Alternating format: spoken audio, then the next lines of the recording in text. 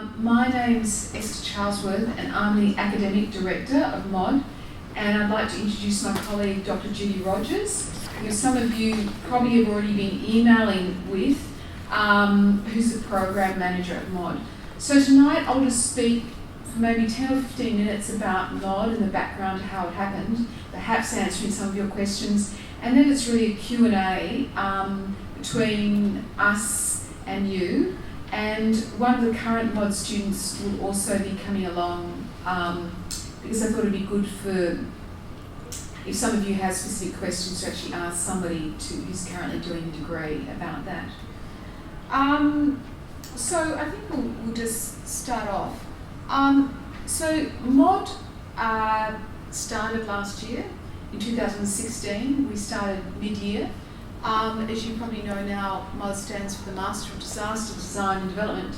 And I guess why the degree is unique is twofold. First of all, because there are no other degrees internationally that bring together the 3 Ds, disaster, design and development.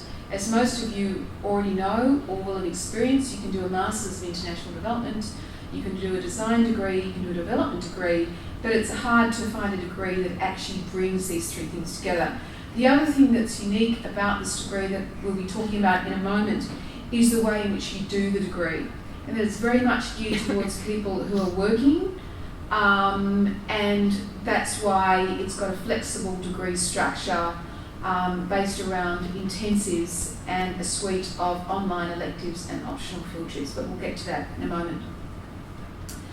So, why, I guess, a lot of you would be coming here because you have an interest in global politics, in the world outside and beyond your back doors. It's interesting, I've just been writing a research grant recently, and in 2016 alone, 63.5 million people were displaced globally by natural disaster and or conflict. So it's this global movement, the effects of natural disaster, of climate change, of bad migration policies globally are hugely affecting the sort of geopolitics of the world we live in, but they're also transforming the physical spaces that people are in and need to be in. Obviously these are just some sort of images across the right, right down at the bottom here of a response after Hurricane Katrina. And I think, as most of us would know, it's happening very much in the first and third world, or developing and developed world, or in the global north and in the global south, which is probably the more politically correct term. Just to talk about where the degree came from a nanosecond, more than 2 decades ago I was doing my Masters of Urban Design in the US, and I had the remarkable opportunity to get involved in a project to rebuild this city, Mostar, that had then been destroyed during the Bosnian War in the early 1990s. And it got me thinking. I was there with a big group of architects, and that's kind of what I knew. I didn't sort of realise the benefits of working with other disciplines, because that's what I've been trained in. And I'd worked in professional offices, and I thought, well, this is where I'm going, this is my pathway. And it made me sort of think about much bigger issues that I guess have simmered away ever since, and perhaps led into the development of the MOD degree. Architecture or design and its capacity to influence and reconstruct civil society. Issues around design and social justice. Typically we talk about law and social justice, health and social justice, business and social justice, but the discussions around design and social justice have been far more marginal. And thirdly, critical that in working on these complex problems that we have in Melbourne, that we have in Marysville, that we have in the Northern Territory, that we have right on our doorstep in the Asia Pacific region, that we have to work in transdisciplinary groups to come forward with reasonable solutions to very complex problems. I guess how many architects in the room? Oh, that's good, not so many.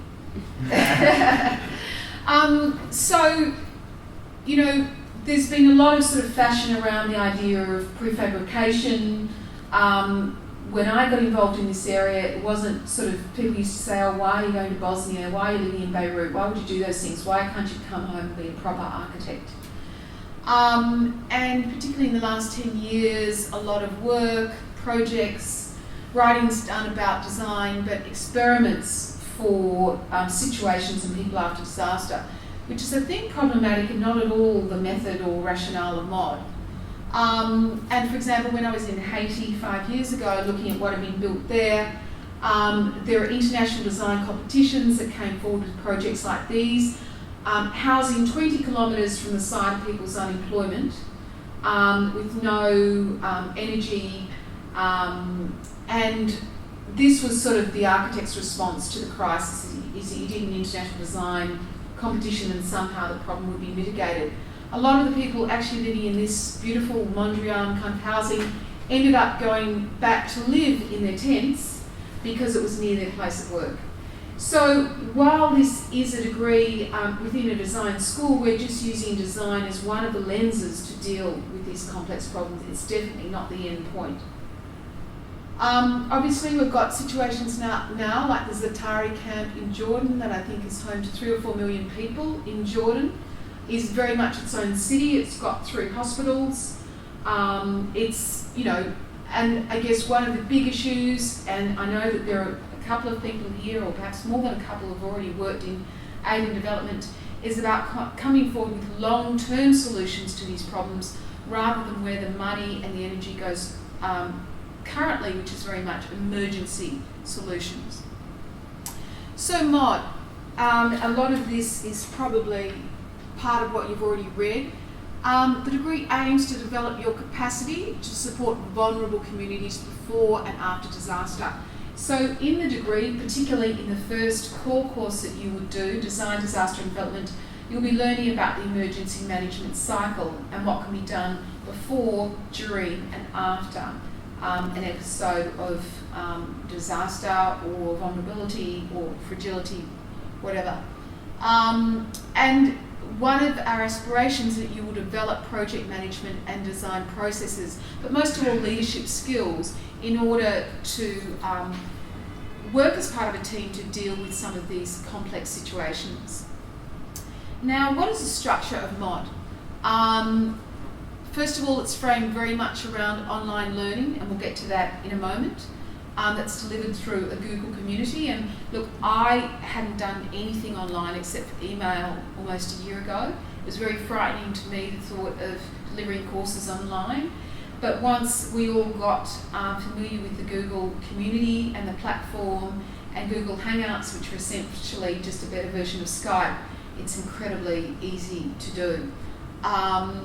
And we'll be getting into this in a moment, but if you're doing the course full-time, you would be doing 2 4-day intensives a year, and then there are a number of field trips offered every year. So this isn't actually the latest map because it's in progress, and we'll get to that in a moment, but this is just an idea of the structure. The red blocks here are the core courses. So typically, and this is a course map of the 4 semesters. Now, what is actually happening within the RMIT system is that these 2 semesters, which aren't normally part of a degree, but if you do MOD, you'll be doing them in 4 sequential. You'll be doing MOD in 4 sequential semesters. It basically means you've got no time off, but you can get your degree done in a year if that's the way you choose to do it. So, as an example, there's a bit of movement between these courses due to people's availability. In first semester, which will be July, middle of July, Design, Disaster and Development is a 101 course. These are then electives offered. Now, as part of the MOD structure, we've borrowed from other universities that we think are leading in those particular fields. So, for example, QUT run a very successful degree in Health and Disaster Management. So there are 2 green blocks there. If you want to specialise in that, again, that's all online. Now, some of these courses, these are logistics we won't go into now. If you already come in with a design degree, you will be given, there are some courses you don't actually have to do. But we've tried to structure it so that you can put together these blocks in order that they're the building blocks essentially for your pathway through MOD. Some people might have an interest in project management, some people might have more of an interest in politics, in economics, in health, and we're trying to sort of deliver a degree that can deal for a range of pathways throughout the degree. Now, these yellow blocks are the field trips, and again, they are optional because we felt you're already paying enough for a degree. We shouldn't make you have to go into the field. This is one that will be run, I think, at the end of July. It was run in November last year, a Japan field trip. This one was run in Ecuador last year in partnership with the Universitat Institute of Catalunya in Ecuador. And this one will be run next year, Climate Change and Disasters, probably in Vietnam, although it might be in the Pacific. So there are a few things that will sort of change. Can I also introduce, who's in the room, Raf Epstein, who's a current MOD student. And for example, I was with Raf and 5 of the other students in Ecuador this last February. So I don't think I'm going to go through a lot of these sort of particular courses in more detail, but just to say, in a way, it's you're sort of piecing together these building blocks to shape the aspirations and career path that you are wanting, because obviously this is a fairly niche degree. You're coming to do this degree because you want to transform your life or your profession or both to working in the humanitarian or development sector. Generally that's why people are doing this. So this is an example of an intensive we've run twice now, the DDD, Disaster Design Development Intensive, that we've run in Marysville. Marysville obviously was a convenient location, but also we were working with input from the community there because of the impact on that town of the Black Saturday fires. So this was done a month ago. It was actually done by REDAR, Engineers for Relief. It was 2 one-day simulations, one on camp planning and one on upgrading slum settlements. And so this was a particular project around camp planning, and our colleagues from REDAR and Brett Moore, who's the Chief of Shelter and Settlements for UNHCR in Geneva, came out from this workshop. And I guess it's to show that MOD is very much built with industry partnerships in mind. And for all of these intensives, we are bringing in people from the private, from the humanitarian sector, to work with you, that you make contact with them, that will enable you to hopefully get a job at the end of this degree. The field trips, again, Vietnam, Japan, and this was the intensive, Ecuador. This was a project to look at rebuilding a town that had been destroyed in Ecuador by the earthquake last year. There were 4 groups of students from different universities, including from Spain, the US and Tokyo, who worked together in groups. It also involved some hands-on building, though we didn't know that at the start of the project. So actually a toilet block was built and a staircase was rebuilt as part of this. So it's not all just go and look, go and see, produce lots of plans and clear out. No, we really want to be sort of adding in some capacity to the problem that we're dealing with. The Japan field trip, again, Raf has been on both field trips, so if anybody has got questions, he can perhaps answer those. Is run by Dr. Marie-Louise Jonas, who's in the School of Landscape Architecture, who did her PhD in Japan and who leads projects and research to Japan every year, really dealing with communities who were affected by the 2011 tsunami, and working out what are different ways to deal with communities affected by such disasters.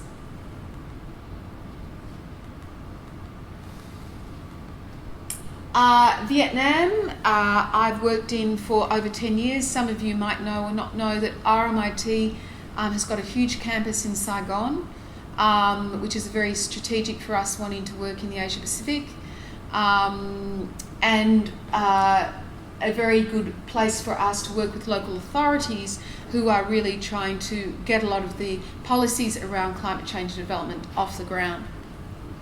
So industry connections, we're adding to this all the time. Next week I'll be with UNHCR in Geneva and hopefully adding their logo to this group. So currently our industry partners are UN Habitat, International Federation of the Red Cross and Red Crescent Societies, URC in Barcelona, Oxford Brookes University and QUT. We're also been working with Emergency Management Victoria.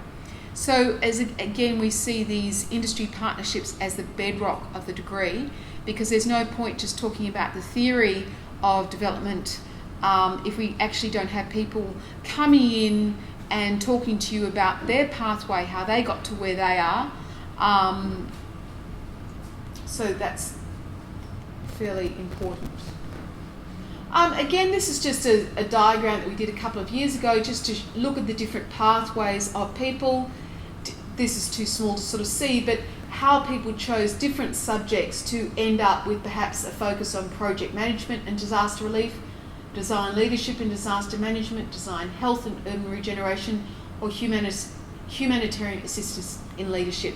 So again, the structure is there for you to mould with your aspirations.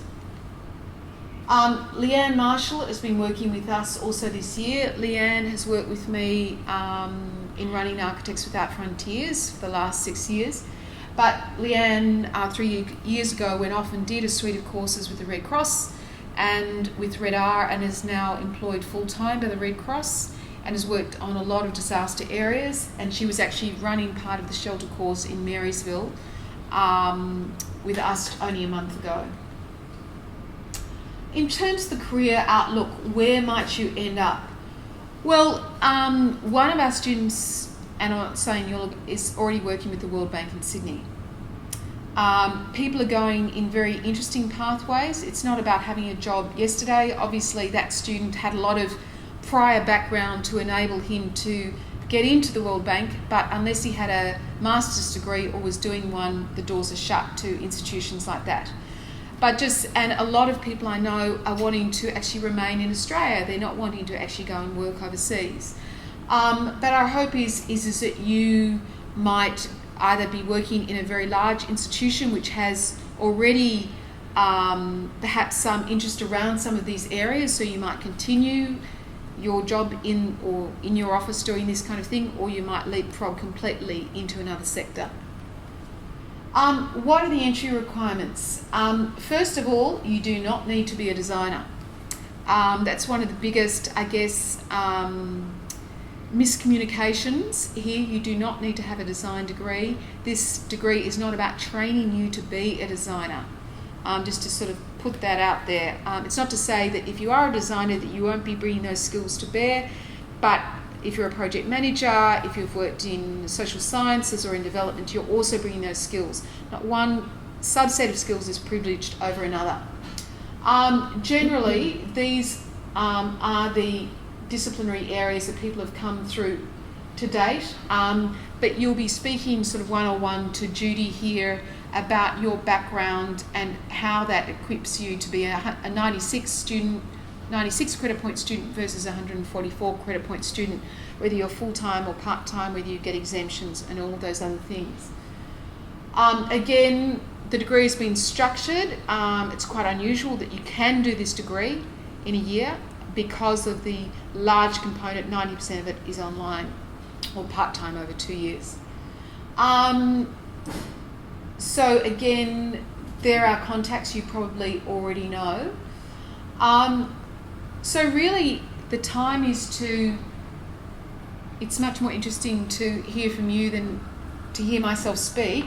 Perhaps Judy and I can answer your questions. If you can maybe just start with sort of maybe some general questions rather than, is this subject offered in this semester? Because they might be easier questions to deal with you sort of one by one. But any general questions, about any of the issues that are raised, we'd love to hear from you. And we'll hand this micro. So this is Judy.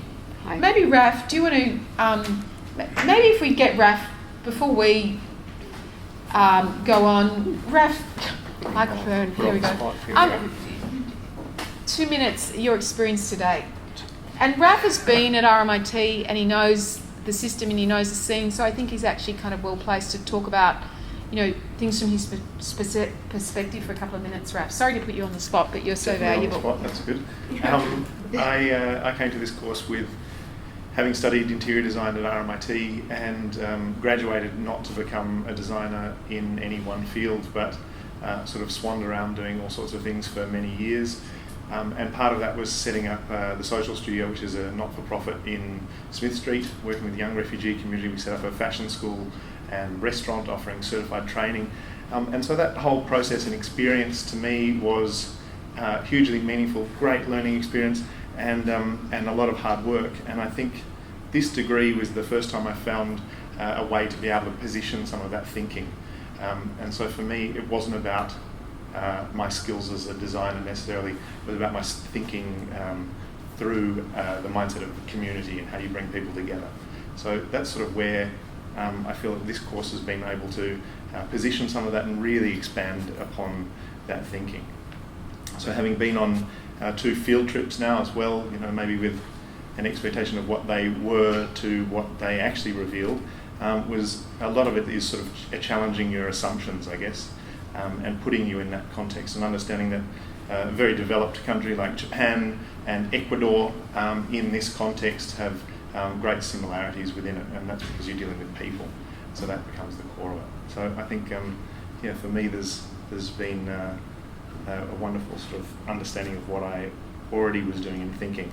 And definitely for everyone else who's been in the course, it's about bringing an expertise with you, whatever field that is. Make sure that you are interested and engaged. This course is not going to give you one defined skill at the end that you can take with it, but it's going to allow you that pathway to develop that interest area and really push it. So we can see that of all the however many people I study with, they all have very different sort of pathways and trajectories out of it, and the online community is actually quite rich for sharing that and understanding one another and sharing work as well. It becomes a very open learning environment, almost more open than a classroom environment, because we read all of our projects, we give commentary, we share links and knowledge and all of our research. So there's sort of this rich environment to be studying, and it's great.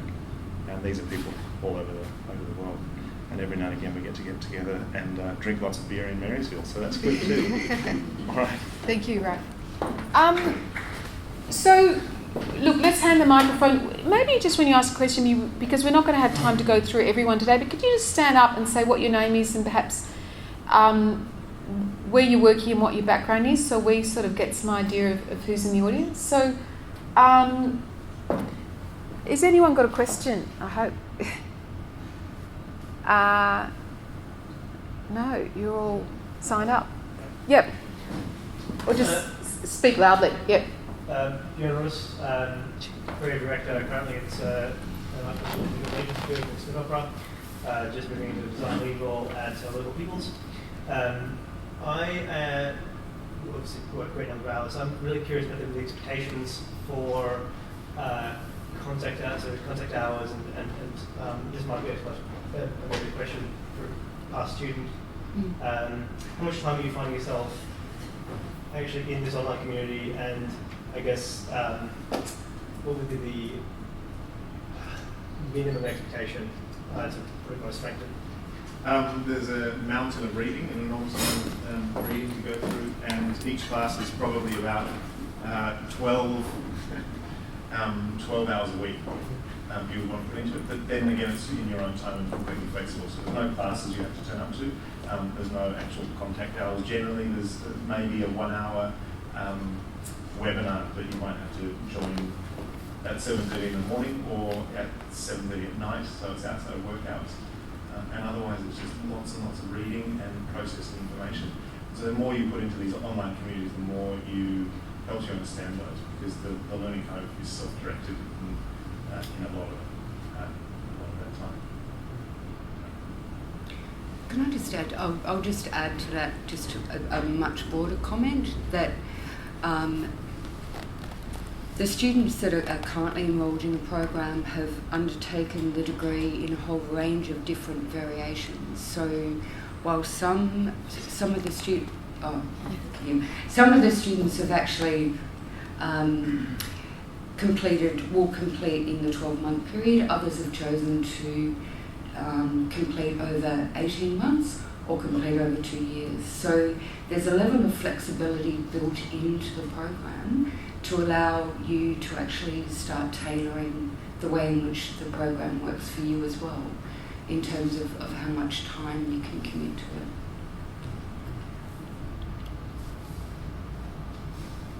Yeah. It's a little bit more specific. Danilo, background in architecture and education.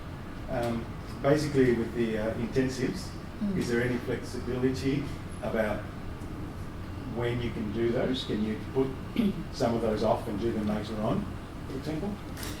It depends. If you're doing it full time, then the intensives are run at two defined. For example, we ran one in just forgot. It was April. That's right. It was pretty recent. February. No, we were in Ecuador in February, Raph. Yeah. Oh, which one? Yeah. No, Sorry, in no. March. No.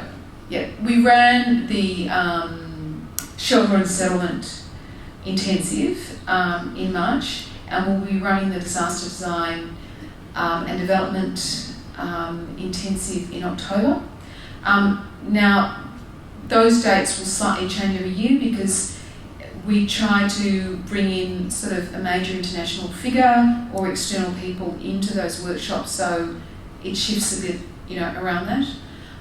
So it really, under the RMIT rules, you don't have to attend the intensive. But it's interesting that everyone has in their degree actually to date attended the two intensives, because that's a point where you bond with your colleagues and you have those one-to-one discussions with Brett Moore over a drink wherever in Marysville or Waireba. That's where I think it sort of begins to, it can be a bit lonely doing all of this reading, let's face it.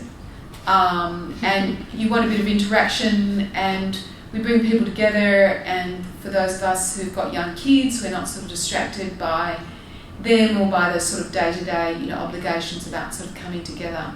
So they're only offered twice a year. It's not as if we will offer them at another time, because a huge amount of logistics go into making those happen, right? Just on the field trips, you were also asking about. Oh no, this is more about the 1 week-ish intensives.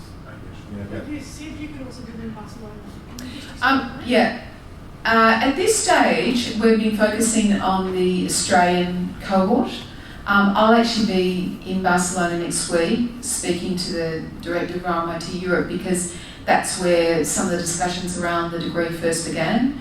So it might be that in 2018 there might be that option for one of the intensives in Barcelona. But as with anything, economics play a role here, and we need a certain number of students, probably 10 minimum, in order to make running anything viable. We can't sort of run something for 3 people in Barcelona because it simply doesn't stack up. But it's, as you would know, most of the UN agencies are actually, a lot of them are in Europe that I deal with. I probably deal more with Europe, in fact, than Australia. But as I said, RMIT is very lucky to have these two strategic bases, both in Saigon and in Barcelona.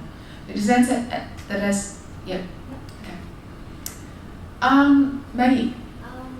I was just wondering if there's much of a focus at all within the degree about climate change adaptation, because it's obviously very linked to disaster and design, and it's going to become so much more prevalent in the future. I know that there is one subject available at the field trip, but I was just wondering if it's more ingrained. It's built into one of the core courses, Building Urban Resilience, or BUR. We sort of have an acronym for one of them.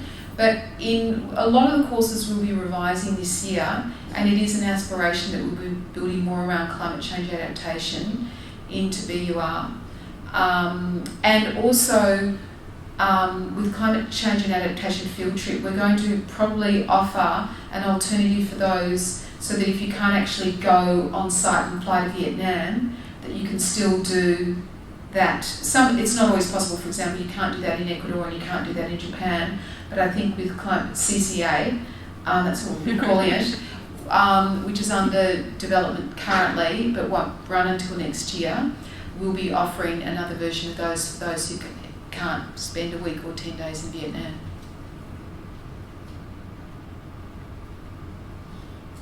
Just on that point, all of the classes are definitely that's ingrained in them because it has to be. Yeah.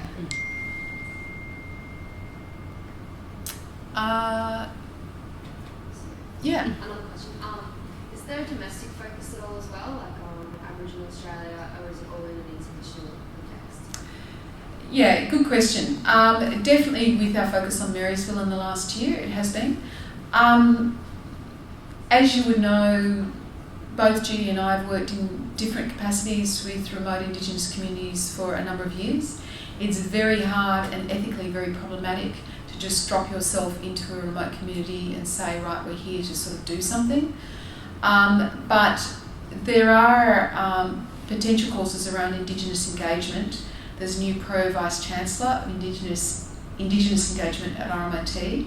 And there are courses in the School of GUS or Global Urban Social Studies that we might look at bringing into this degree. So we're very cognizant of that area, but we're very mindful not to do something token around this area as well.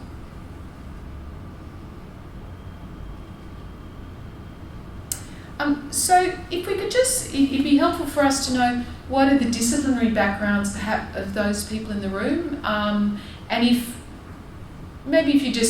we just go through and sort of, if you just say your name and say, hey, I'm X, I'm working here, but my background is, it'd be great for us to know. So, and then if you've got any questions. You keep that as. Oh, okay. We have to finish up here in 15 or 20 minutes, so it'd be good for you to get your questions in sooner rather than later. Okay. So my name is Paul Hassel. I've got a company called Lifehouse Design, so I've got a background in building design, project management and education. I guess my question is, I don't actually have an architecture or any degree, but I've got 40, 50 odd years worth of industry experience, so it's wondered, I guess my question is whether or not my CV would give me a look in to do something like this, because it's certainly a field that's interested me for a long time. So I have travelled quite a bit in Asia, so that's me. That's my question. I think it'd be good to have that conversation directly with Judy. Yep. And potentially we could have that conversation if you email me. We can and set up a time to have that conversation. Excellent. Absolutely. I'll do it again. Okay.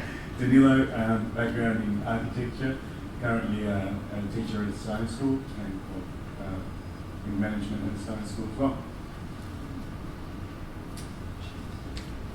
Hey, my name's David. I studied architecture and then I did a whole bunch of travel and now I'm trying to work out what I want to do with my life. So yeah, I guess actually my question probably would be, most people seem to be have quite a lot of industry experience, I suppose. Is this a course that is much more targeted towards people with industry experience? And That's a good question. it obviously is, but would it be a really silly move for someone without that experience to get into it if they're quite interested in this? Actually, Les might add to this, maybe, but what the great strength of the mod degree, the thing that makes it strong is the diversity amongst our students. So we actually have students that are recent graduates. We have students that have got like 30 years life experience working in practice. And it's actually the way in which those students come together as a community is where a lot of the learning takes place.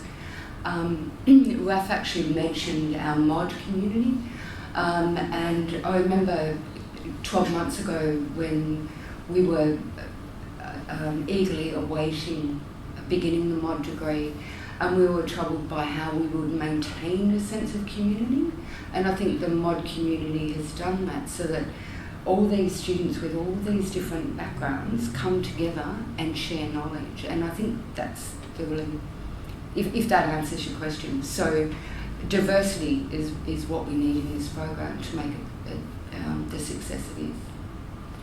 There's also an industry-based research project that you do throughout the whole year, and that allows you to align your study with a particular interest and trajectory out of the course.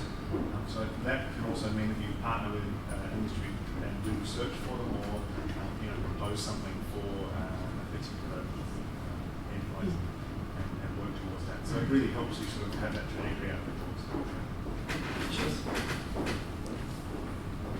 Hello again, Ben Ross. My background, I failed to mention, is in industrial design. My name is Kayla, and I work in migration support at Red Cross. So. I'm just a plus one. I have a background in finance, but I've been across the not-for-profit sector, currently work for mental health first in Australia. Hi, I'm Jodie. I work as a project manager, just as a consultant for business. And a couple of years ago, I kind of chucked everything and went and lived in Mexico for 18 months, just to volunteer because I always wanted to.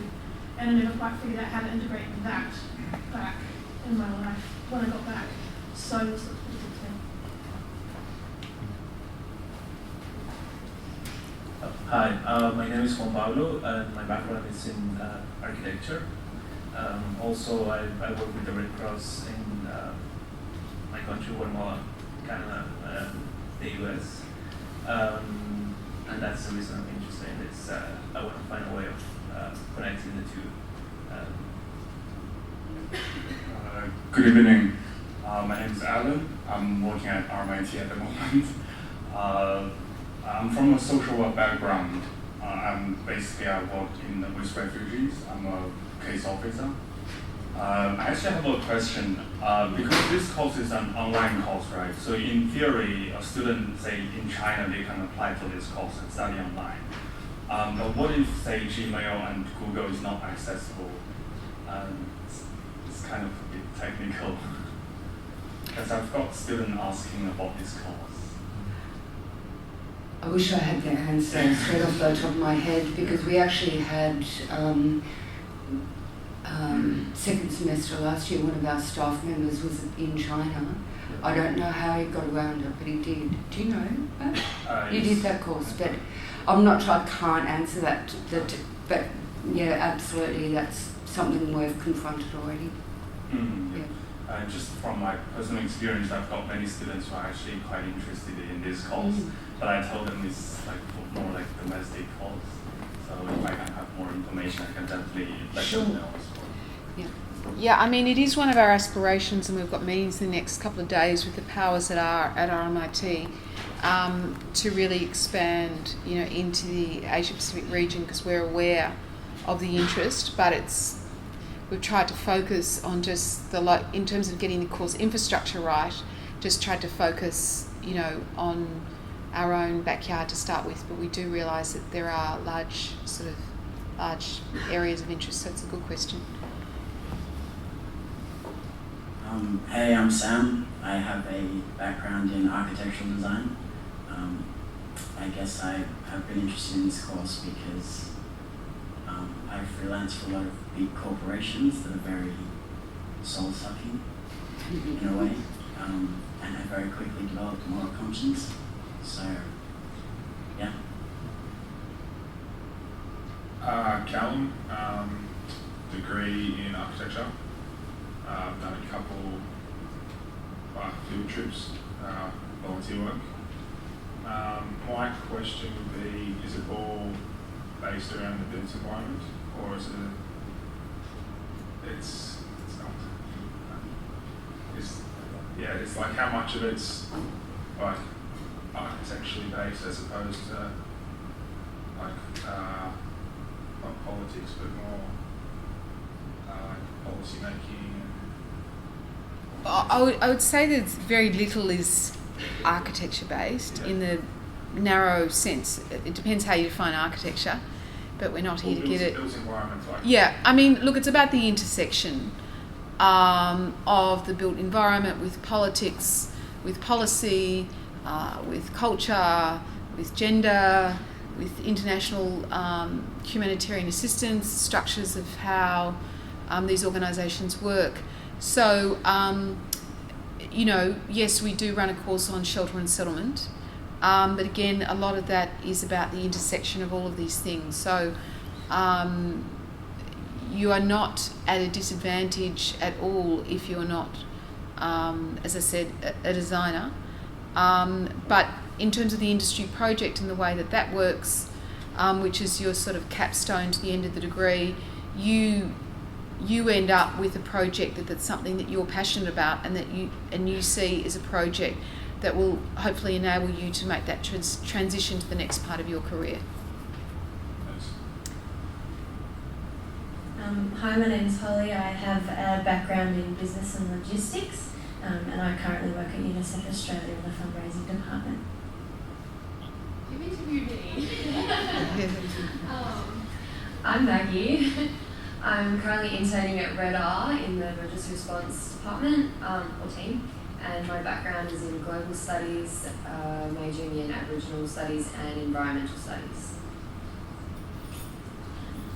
Hi, my name is Farah. I have 2 bachelors, one in biology, and I just finished my bachelor in architecture at RMIT.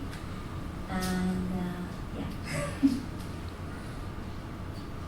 Hi, my name is Jordan. I recently completed a Bachelor in International Aid and Development, and yeah, this is a Master of Disaster Management. It's something I've been interested in, so I can check it all out.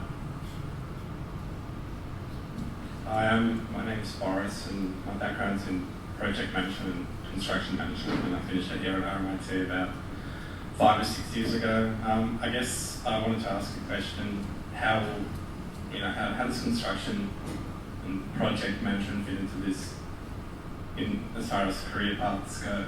I know it's been about architecture, about planning, about policy. Is there going to be much in building?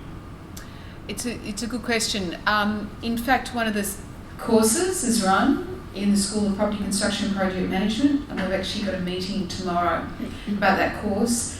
Ron Wakefield, who's the head of PCPM, I work very closely with and have done and worked with on Indigenous projects. So I think project management is as important, if not more important, than, dare I say, design. So you're right at the epicentre. Your skills are kind of critical, and I mean there is a stream obviously in PCPM in this area.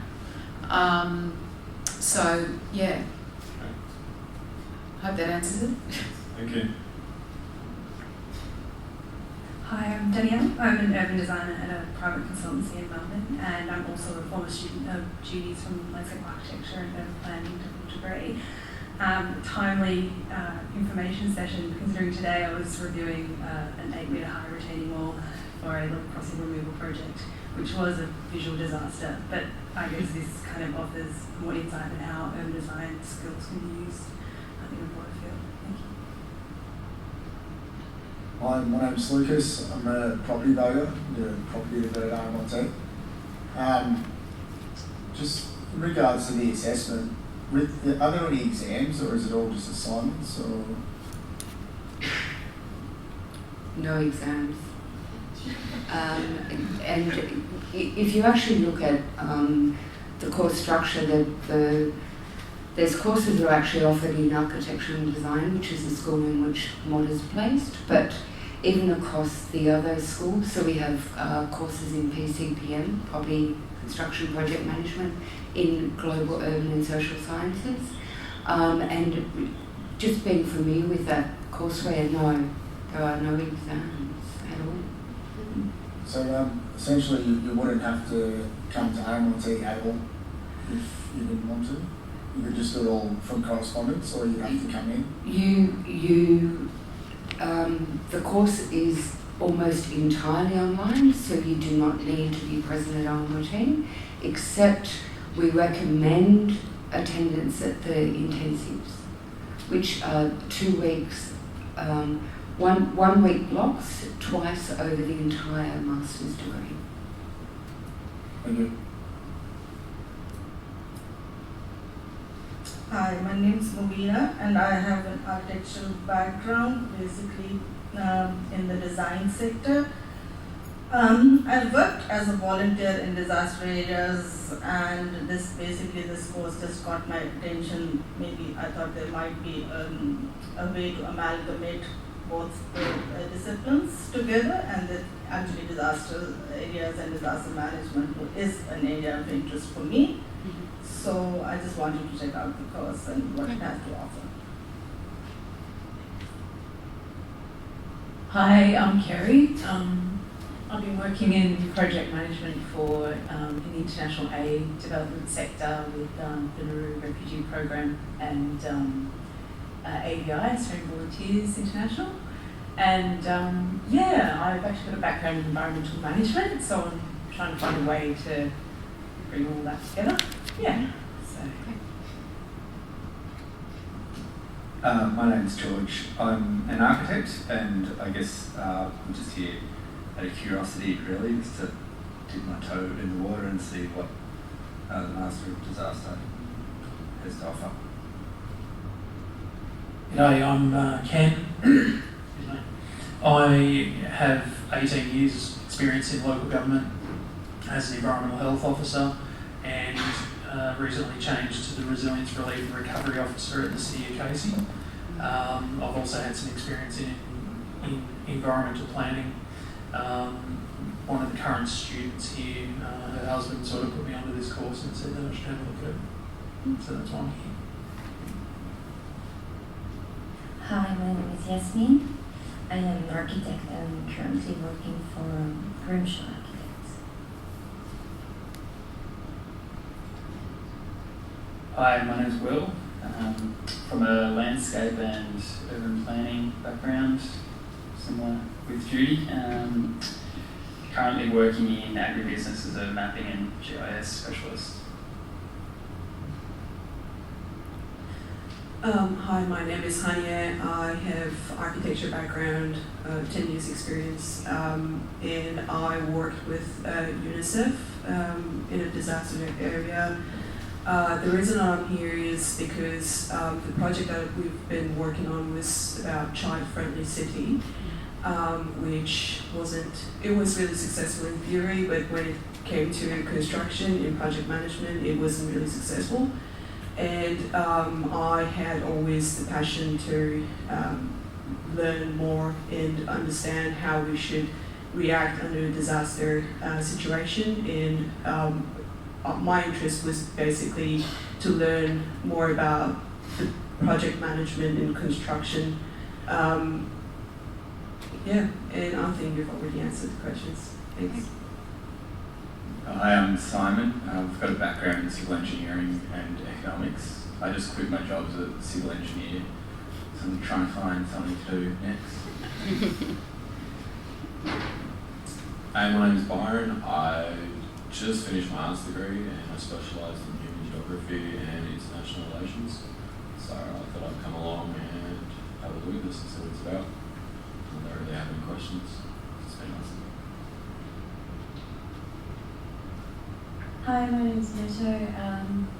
Just moved to Melbourne, so not employed at the moment. I've done a Bachelor of Arts and the Bachelor's component of Architecture, and this is a direction I sort of wanted to take my architecture into from the very beginning. In terms of work experience, it's a bit of a mixed bag, some relevant, some not, so I guess it's a similar question sort of for the importance of relevant work experience in terms of getting in. And also just wondering how many people per intake do you let into this course? So there's two questions. The first one, oh hang on. The first one's been answered, Has it? sort of, but just a bit of an elaboration would be great, because I've got some relevant work experience and not. Okay. I might just talk about that super quickly and then I'll talk about intake. The way in which selection works for the MOD program, that's why I think it's important, is that we actually have a matrix. It's actually managed by RMIT Admissions, and we have a matrix that basically looks at grade point average in a previous degree and work experience. So, and the candidates are basically ranked according to that matrix. And then we actually have a cut-off point that admissions actually administer for us. So that's sort of like that. the nuts and bolts of the process. So we don't say then we will have 20. What we're interested in is that particular cut-off.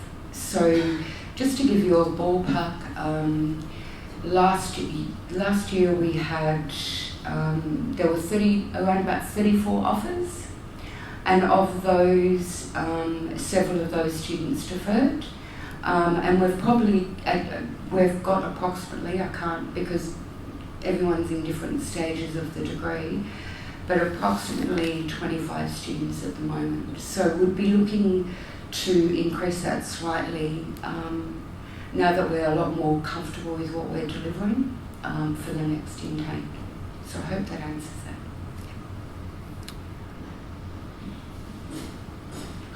Hello, I'm Vana. I'm just finishing up my degree in environmental politics and geography, looking at gaining some more on-the-field experience, hands-on. Hi, I'm Hannah. My background's in communication design and project management. I'm actually managing a design studio whose clients are predominantly not-for-profits and working in social enterprise. And I guess some of these third-party type organisations, basically trying to communicate their development programs for them. So yeah, I guess it's a bit of a multidisciplinary, bringing lots of skills together really that interests me. Hi, my name is Emma. I'm currently finishing my Bachelor of Architecture at the University of Canberra and looking to do my Masters of Architecture at RMIT and then following on to this Master of Disaster. I know actually a couple of people at the moment doing this degree, so that's what got me into it. Excellent. I'm doing development studies at ANU, which raises a lot more questions than it answers in terms of helping alleviate some of the development concerns. So it's where a lot of my interest is in doing some of these projects that are actually aiming to address half the problems we talk about. And I've done a little bit of experience in urban planning and urban designs, something that I'm also really into. So, yeah. Hi, my name is Adnan. I'm an architect and partner in a Dubai-based firm called Civitech. Actually, this course caught my attention for two reasons. The first one is my practical experience on a project in the Commonwealth of Dominica. It's a resettlement program prepared by the United Nations for after Tropical Storm Erika. So that project was interested for during my practical experience. And the second reason, I'm originally Syrian, so I think there are a lot of things to happen in there. Hi, I'm Danielle. I have a background in communication design and business and have worked in developing countries with some organisations and just wanted to learn more about the course and see how I can tie in some skills with development. So. Hi, I'm Maki Koi from Japan. I'm a structure engineer.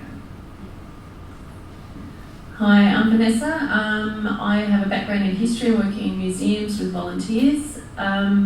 I'm having a bit of a midlife crisis at the moment and decided not to go into the area I was going to go into, and I'd rather get into something that's been an interest to me since I was a kid in development, humanitarian assistance, that sort of thing. So I was more interested in the other program that RMIT offers in international development and with a focus on humanitarian assistance, but I couldn't see any information enough for that. So I thought I'd come and see how different or similar this course was.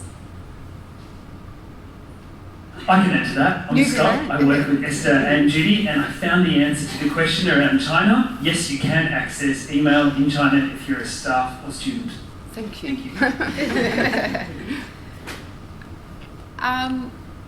So look, there's one more question. One more question? Are you looking that up? The answer to that question? Sorry, no. It's answered. Okay. Anyway, I know Judy has to leave by 7, but please feel free to contact us. Enrolment's closed at the end of May, is that right?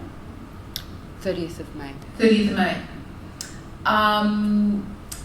And I think one of the point that maybe has been discussed is some people who've started the degree full-time have sort of worked out, oh, you know, maybe I'll extend this and I won't work, you know, undertake something in summer.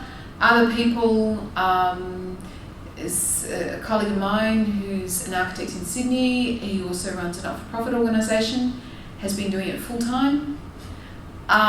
So it's not necessarily that you're working full-time and you can't do it full-time. The structure is very much geared up towards people who are working both. That's why we we don't actually have weekly webinars in every course, are very much structured around people's working days. So just to sort of put that out there, and I think as Raf said, it's about sort of cherry picking the structure of the degree in order to work out what you want to get out of it, and us introducing you to the key players in this field, which is the most critical thing. And I think some people, or this experience about doing Masters of International Development or Masters of International Relations has been that it's all very theoretical. Yes, there's a lot of theory in this course, but it's also essentially about how to apply that theory, or it definitely was in the Shelter and Settlement intensive that we ran a month ago. A theory is only a good theory if you can use it, or somebody said it in a much more eloquent way than that. There's nothing as good as a good theory, but you know, it's about trying to implement that theory kind of on the ground, because the theory can just kind of leave you hanging, as some of us know. So thank you so much for coming late on a early winter evening. We look forward to receiving your inquiries via email or setting up a hangout with us. As I said, that's once you get hold of Google Hangout, you'll never go back to using any other form of communication. Anything else? No, I think that's most of you, or quite a few of you, may have contacted our email address, mod@rmit.edu.au. There's a fairly quick turnaround through that email, so feel free to send your questions through and we'll get on to them as quickly as we can, which is fairly quickly usually. So thank you.